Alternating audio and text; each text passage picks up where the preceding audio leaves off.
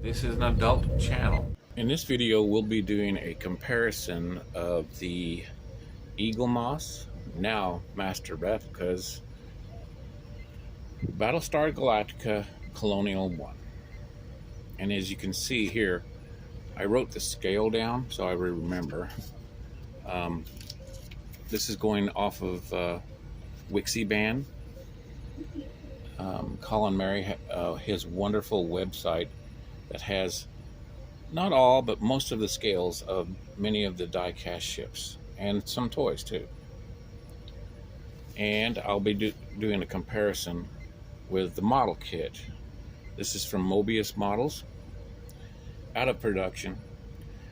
You can still get these at a fairly reasonable price.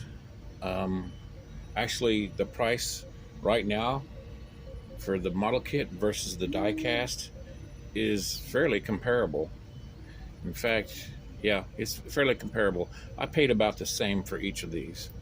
The thing about this model kit is that it's 1/350 scale, which means the model kit is actually slightly smaller than the die-cast counterpart, which is unusual. Usually the models, you can get a bottle that's bigger, but not this time.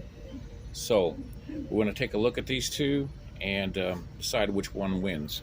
So it comes with this magazine, number 13.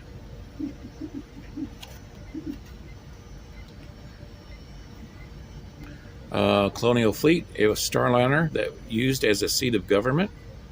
It often relies on a Viper escort or its FTL drive to escape.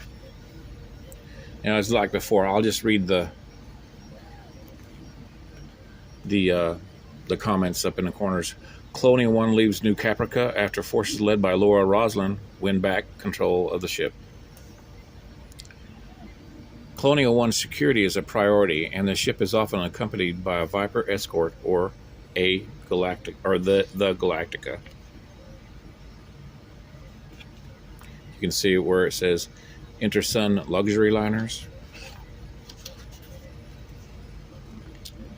Following the Cylon attack on Caprica, the Starliner engages in rescue operations. Battlestar Galactica's docking bay is large enough to accommodate Colonial 1. Yeah, I forgot about that. Now, more battle-scarred than luxury liner, Colonial 1's livery harkens back to its pre-war operations. A pair of Cylon raiders are picked up by Colonial 1's Dratus. Quick thinking by Viper pilot Diana Hardball Celix stops a Cylon missile from hitting Colonial 1. And after a malfunctioning Raptor hits Colonial 1 with Roslin on board, urgent repairs to the ship are required. This is a screenshot from the show. I love that show. I know it's a reboot, but they did it right. And here shows all the different areas: sensor array, press room, cargo bay, presidential office, main passenger area, hangar bay, right there. And we have sublight engines that are right there, it says. And cockpit is right there.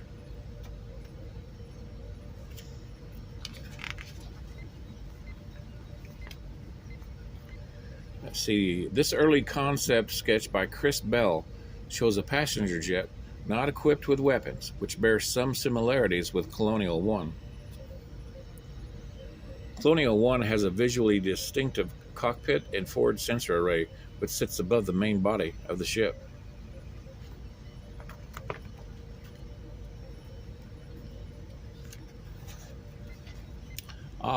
Another passenger jet concept by Chris Bell. It was designed to take from a planetary surface, but was capable of deep space flight. Bell. Unfortunately, I'm not familiar with that designer, unless it's Bell Labs. a relative. Let's see. Gaius Baltar uses Colonial 1 as his quarters when the ship is on the ground at New Caprica. Colonial 1 is dwarfed by Battlestar Galactica when the ships travel in convoy. Yeah, it's right there. Can you see it right there above my thumb?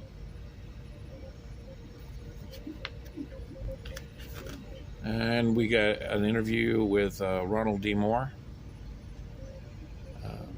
If you're my age, you're probably on Facebook, and he's on there.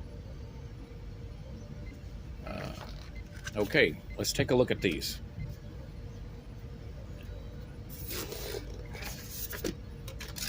Oh wow. Yeah, that looks good. That looks really good. Just opening the box. Sometimes you get a wow factor, and I just did. Set this off to the side. Take a good look at it.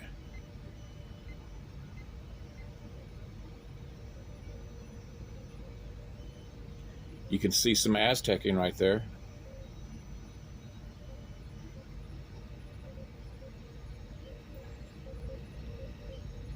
Right here it says, oh, it says the same thing as up here, inner sun.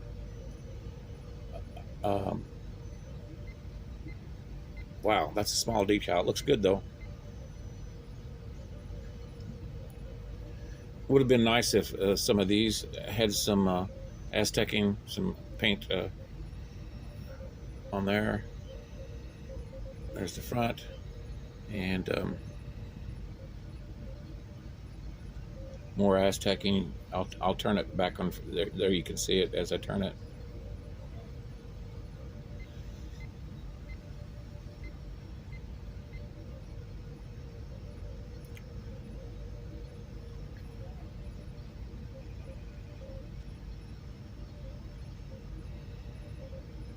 It's a rather unique design, but I like it.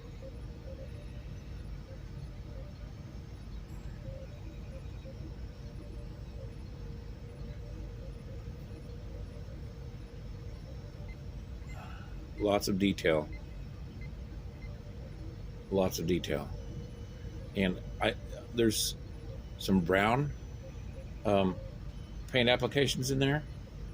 Really appreciate that. And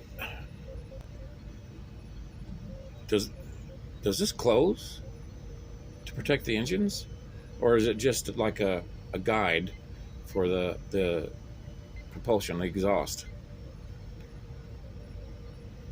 You got a blue underbelly. I guess that would, if it was up in the sky and you were looking up, not that a Starliner needs to be camouflaged. Look at that Aztecing. Isn't that nice? I don't see any translucent parts on here.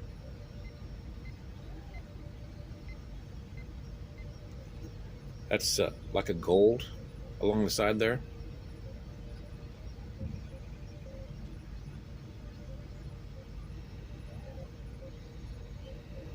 And you can see where there's a gap right there where it was assembled.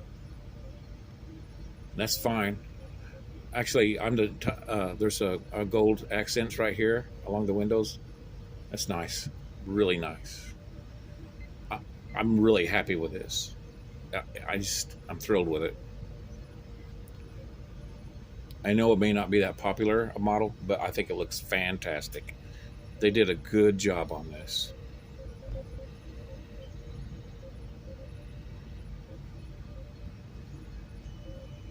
Okay, so let's take a look at the model. Okay, here's the model. Says sci-fi down there. Lots of good shows start on sci-fi, and then they get canceled. Thankfully, The Expanse started on sci-fi, and Amazon picked it up. And, Battlestar Galactica was allowed to finish, wasn't it? Okay, let's open her up. Lots of little parts.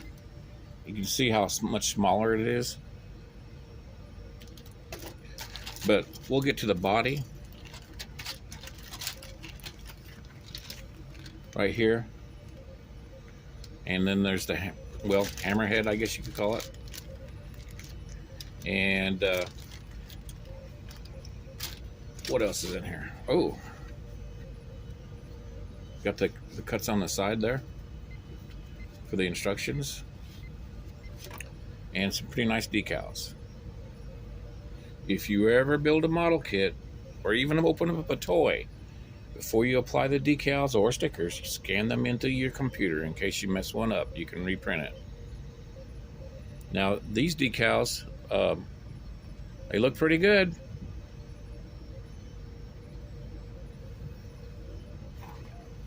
What else we got in the box? One more thing, maybe. Oh.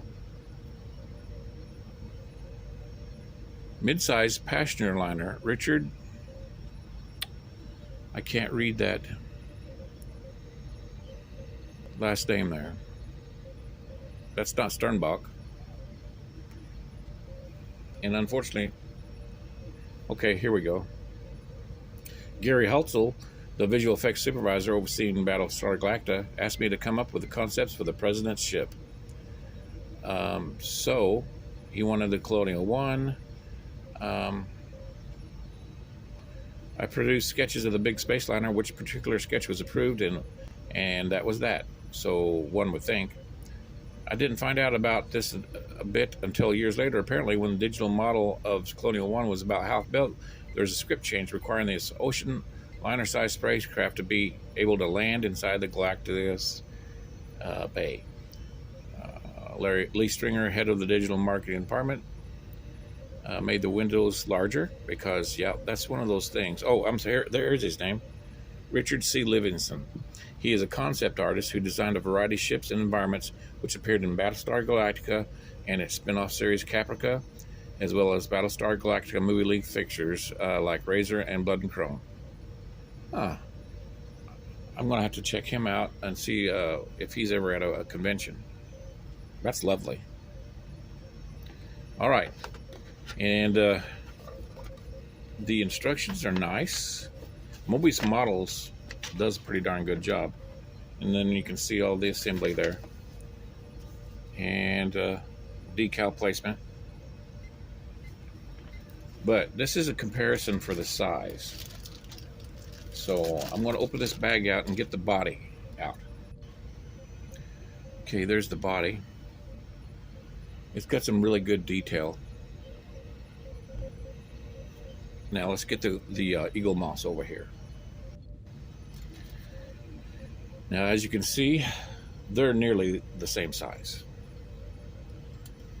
And I'll turn the eaglemoss upside down so you can see this part.